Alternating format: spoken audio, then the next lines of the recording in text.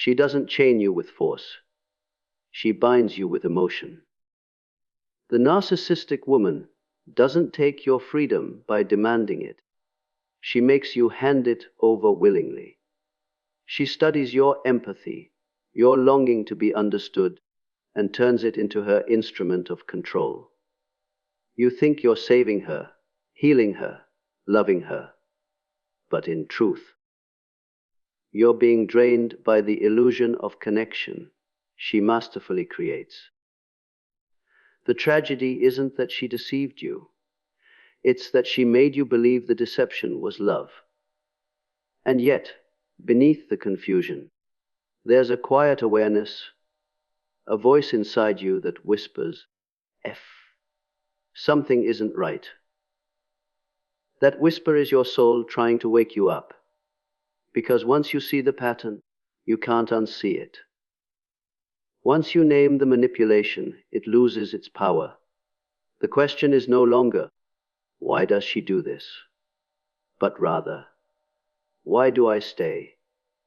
This is your moment of awakening, to stop feeding the illusion, to stop mistaking pain for passion, to stop enabling what's destroying your peace.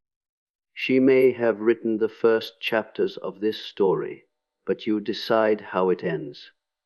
Wake up and take your power back. Reclaiming your power after narcissistic manipulation is not a dramatic act of revenge. It's a quiet return to truth. Healing begins the moment you decide to stop participating in the performance she created. You are no longer the audience to her drama, nor the rescuer in her chaos. Boundaries become your sacred language, silence your form of self-respect. Each time you refuse to engage, you teach your psyche that peace is safer than conflict and clarity stronger than confusion. This is not withdrawal, it's awakening. In Jungian terms, individuation begins here. You start separating your identity from the projections placed upon you. The narcissist may have shaped your narrative, but she cannot define your essence. When you turn inward, you begin to rediscover what was buried beneath the manipulation. Your intuition, your dignity, your inner authority. Healing, then, is not about defeating her. It's about no longer needing her validation to feel whole. Freedom doesn't always roar, it often whispers. It says, I choose myself. That's the moment you transcend her influence entirely. Because when you stop needing to prove your worth to someone who thrives on control, you rise into a state no narcissist can touch. Sovereign, self-aware, and profoundly at peace. Breaking free from a narcissistic woman isn't just about leaving her. It's about untangling yourself from the psychological bond that keeps you returning. This isn't ordinary attachment, it's a trauma bond formed through cycles of affection and rejection. She gives you warmth, then withdraws it, conditioning you to crave her approval like a lifeline. Over time, your nervous system learns to equate instability with passion and pain with love. You begin mistaking emotional chaos for depth, when in truth, it's the repetition of old wounds seeking resolution. From a Jungian perspective, this cycle reveals the unconscious need to master past suffering, to redeem an earlier rejection through a new relationship. But healing cannot come from reenacting the wound. It can only begin through awareness. Detachment isn't a punishment. It's a form of inner reconciliation. It means refusing to let the past dictate the present. You must learn to sit with the discomfort of freedom because it feels foreign at first. Yet in that quiet space of self-ownership, something powerful begins to emerge. The return of your authentic self. What once felt like loss is, in truth, rebirth. The moment you stop clinging to her chaos, you make room for your peace. Psychological manipulation is never random. It's deliberate, precise, and deeply rehearsed. A narcissistic woman studies you with almost clinical attention. She learns your weaknesses, your moral compass, your emotional triggers. Then she uses them, not always through overt cruelty, but through subtle distortions of truth. Gaslighting becomes her most refined tool. She alters reality until you begin to question your own perceptions. One moment, she's affectionate. The next, she's cold and dismissive, keeping you trapped in a cycle of confusion and self-doubt. You start seeking her approval, not because you admire her, but because you've lost faith in your own judgment. From a Jungian lens, this is the psyche at war with itself. The manipulator externalizes her own inner chaos, projecting her shadow onto you, so she doesn't have to face it within herself. You become her mirror, carrying the guilt and shame she refuses to acknowledge. But the moment you recognize this dynamic, the spell begins to break. Awareness is not passive, it's transformative. Seeing her tactics with clarity reclaims your psychological autonomy. When you can finally say, "This confusion is not mine," you withdraw your energy from her illusion, and that single realization ends her power over you.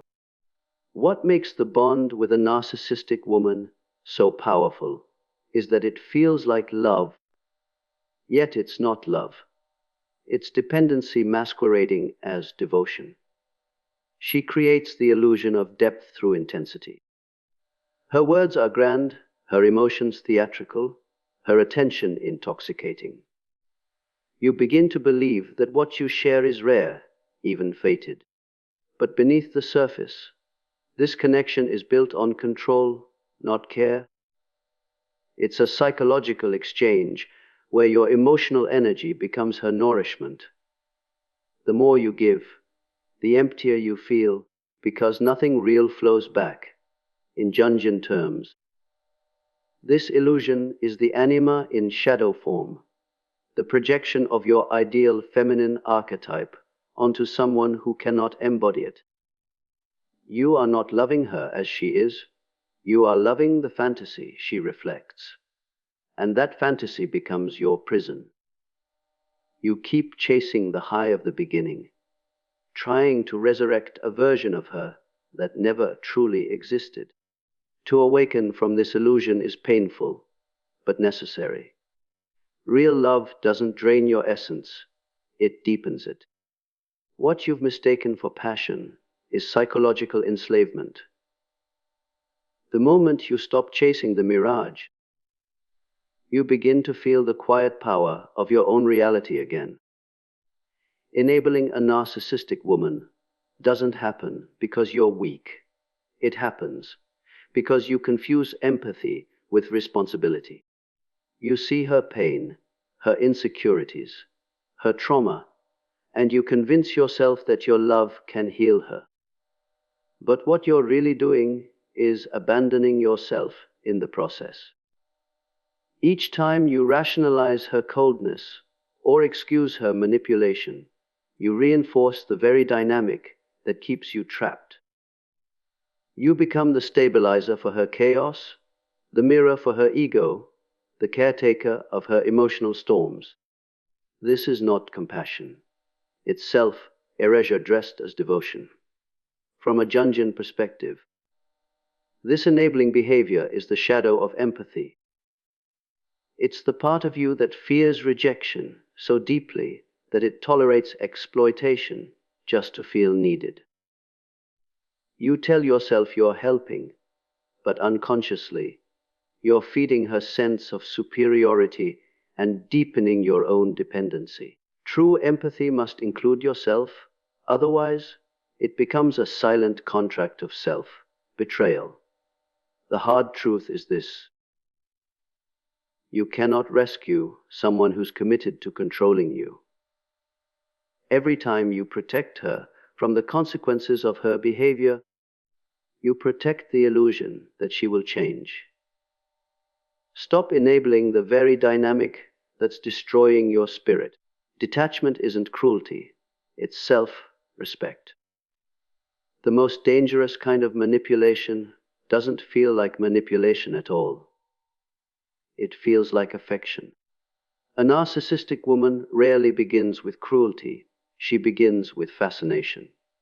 She mirrors your desires, your dreams, even your wounds. In psychological terms, this is projection at its most seductive form. She becomes what you've always longed for, and in doing so, she gains quiet control over your emotional center. It's a form of possession disguised as connection. You start believing that her validation defines your worth, and that belief is where the trap closes. The more you invest, the more power she holds, not through force, but through subtle conditioning. Carl Jung once said, "Fae. Until you make the unconscious conscious, it will direct your life, and you will call it fate." The truth is, what feels like love is often an unconscious repetition of an old wound, a familiar emotional pattern disguised as destiny.